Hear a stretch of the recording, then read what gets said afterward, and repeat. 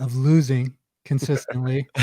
Let's talk a little recruiting because might as well change the state name of Texas to Ohio State with what we're doing down there and specifically in the Austin area, right in Texas's backyard, taking now the number one quarterback and the number one receiver, in addition to the guys that we've been getting the past few years.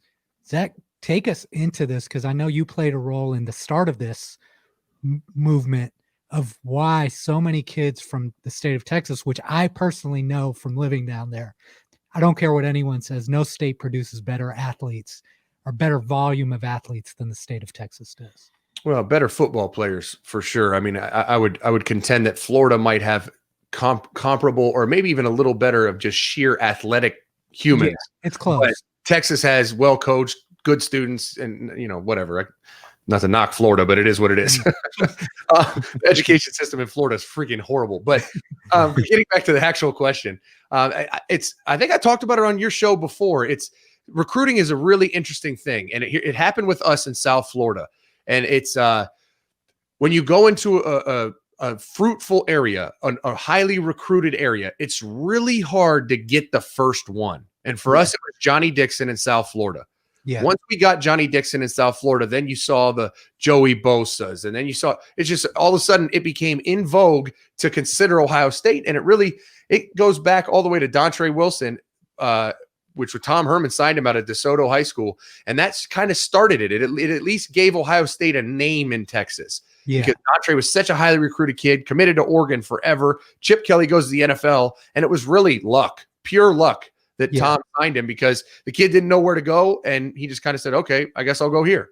And so that started it all. And then you just watch some of the efforts like Baron Browning and Jeff Okuda, and that was a huge Greg Schiano win for Jeff Okuda. And then you get those two kids, and then you fast forward a little bit, and then we get lucky to go down there and recruit Garrett Wilson, who was born and raised in Dublin but lives in Austin. So it's a Texas kid, kinda, right? Yeah. But he loves the Buckeyes, and so Ryan Day and I recruit him and pull him out of there. And then you're just watching Jackson Smith and Jigba, and then it becomes like popular, right? It's like it's no different than a clothing brand in high school. Like one popular kid puts on a Hurley shirt and everyone's like, oh, I got to go to the mall and get some Hurley stuff. And you're like, why? It's like, I don't know, because it's cool now. Right? Like, you're touching on such a special thing there, Zach, the branding side of you building a great sports team, especially in college. I mean, and at the pro level, we see this, but the connection you can build with the community, to your point, by getting the high quality athletes, but also doing the camps, getting involved at the youth level, being a part of the community organically and for real. I mean, that's special. And clearly there's a lot of community in Texas, to V's point, that you can really foster. There's no doubt. And the other thing is, it's like anything else. Like you get one kid from South Florida, he comes up and hates the cold and hates the place, then you're done. You're not getting anyone else. But these kids are coming in and the experience is matching the sales pitch, right? They're finding out that it's genuine. And so then these other Texas kids come up on campus. Well, like, not right now because of COVID, but you get the point. They come around and they get to know the other kids from Texas and they hear their testimonials. And then what I used to do, once I got Johnny, it was like, I would bring a South Florida kid up and I would just text Johnny like, hey, I got some of your boys coming up. He didn't know them, but he just knew they were from South Florida. And he would come over, he'd meet them, he'd show them around, talk to them, like take them to the dorm. And all of a sudden you have kind of your super agent who's relatable because he's from that area. He's having a great experience and he's able to tell them about it. And that's testimony. And that's right now, Ohio State has like 7 Texas kids to talk to. And everyone else in Texas is like, oh shit. Yep. I want to go there. Yeah. Hey, Zach, what is, if I'm, all-star high school athlete, like the kid I tagged you on, that quarterback who can throw 85 yards in high school. Right. That's ridiculous. What's the pitch for Ohio State? Yeah. Oh, it's really easy right now. It's all about high level development and you're going to get a great education and it's a pro's pro. It's like a pro team in college, right? Yeah. These kids come in and they get the feeling like, wow, like this is like going to train for the combine, but for 4 years.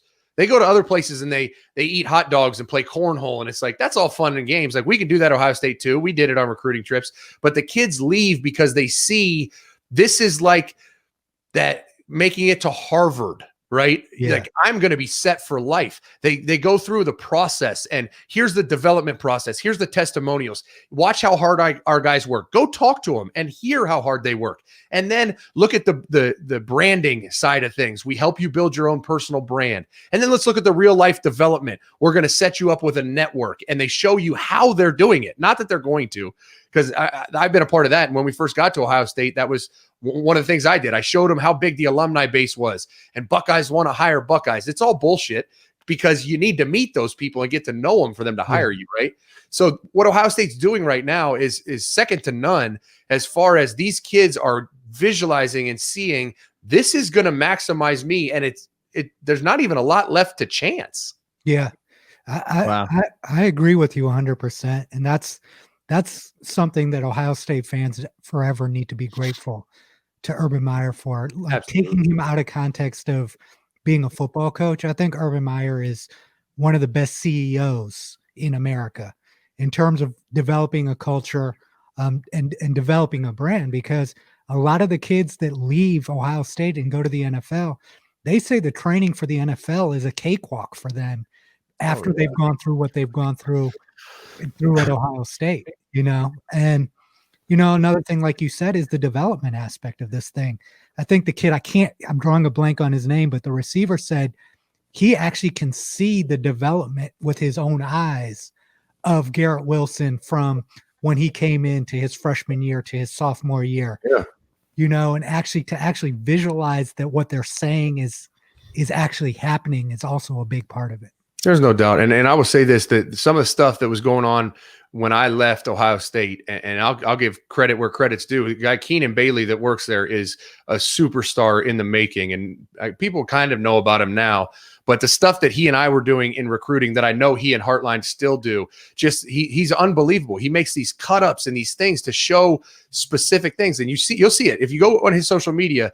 He has libraries of cut-ups of just random things, and he'll see someone make a play. Terry McLaurin made a play in the Redskins game. Immediately, he has in the queue a clip of Terry McLaurin doing the same thing in practice, a clip of him doing it in drill work, a clip of him doing it in a college game, and then him doing it at the NFL.